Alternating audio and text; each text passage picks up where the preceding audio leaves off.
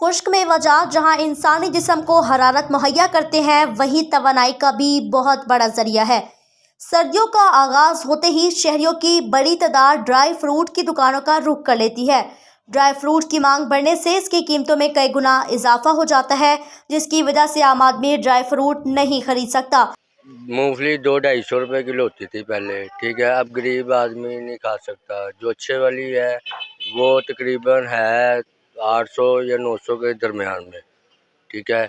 दरमियानी मूंगफली का रेट है वो, ठीक है, 500 से 600 के दरमियान में। हम लोग नहीं खरीद सकते।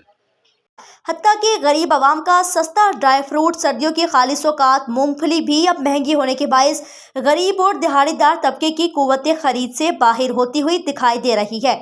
शहरियों का कहना था, महंगाई की वजह से काजू, पिस्ता, चिलगोजा, बादाम तो पहले ही हमारी पहुंच से बाहर था, इसलिए मूंगफली खाकर सर्द मौसम से लुत्फानंदोज होते थे।